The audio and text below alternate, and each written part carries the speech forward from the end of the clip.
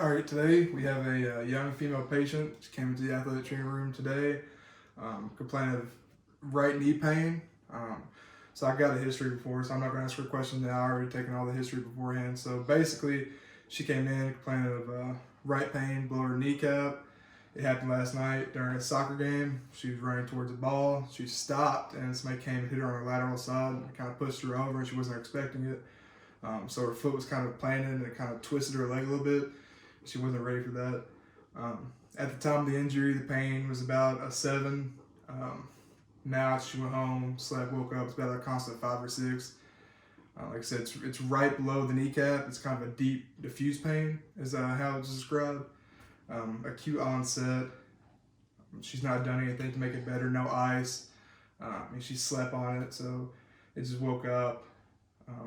No real change in pain. It's been the same since then. She's never had any previous injury to any knee, no lower extremity injury at all. So it's first kind of injury like this. So she's never had any symptoms to describe it to. Nothing makes it better or worse except for when she's not walking or putting any kind of weight or any kind of turning or anything like that. It really puts a strain on that knee and really hurts it.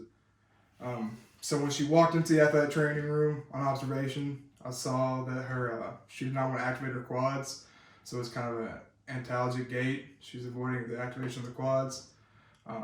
There was some effusion or swelling underneath in the intracapsule part of her kneecap, so right underneath the kneecap. It's pretty good swelling compared to the other side. Bilaterally, there's no swelling. This side, some pretty good swelling. For the most part, everything else looks fine. There's no scars, no deformity, no ecchymosis or anything surrounding the kneecap, so it was just swelling, no redness or anything. Palpation, so I'm going to start here. Start distal, work proximal, kind of go up the tibial shaft as much as possible. There's no pain. Come around the back, you're feeling the gastrocs to the top. Feeling the hamstring insertions, no true pain. Come around here to the tibial condyles, medial condyle, lateral condyle, no pain. Tibial tuberosity, no pain. Gerdy's tubercle, no true pain. Come up here to the top, work your way down.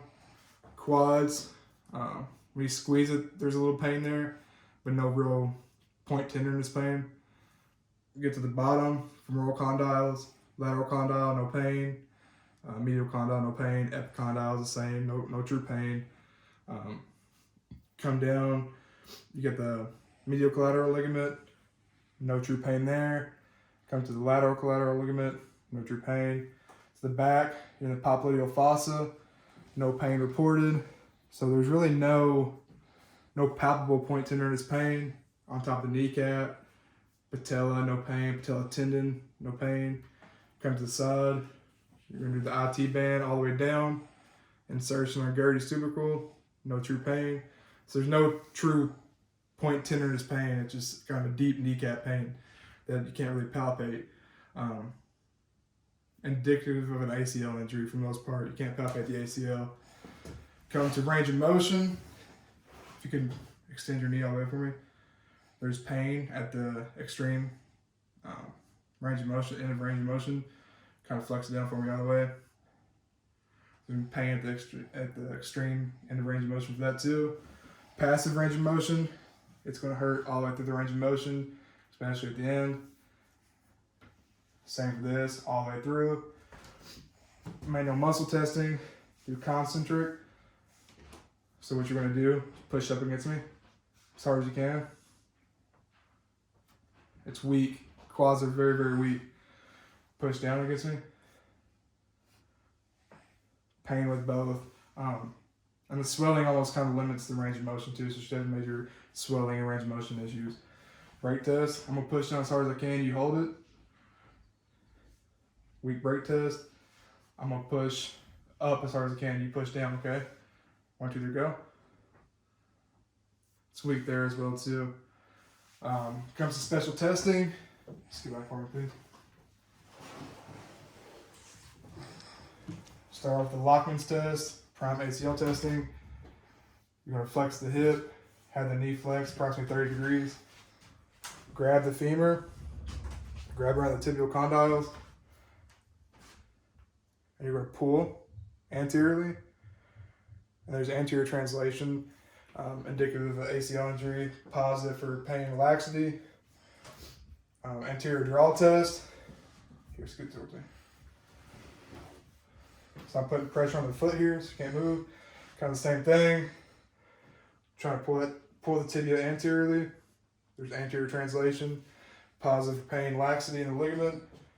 Slocum test for anterolateral instability. I'm gonna take it.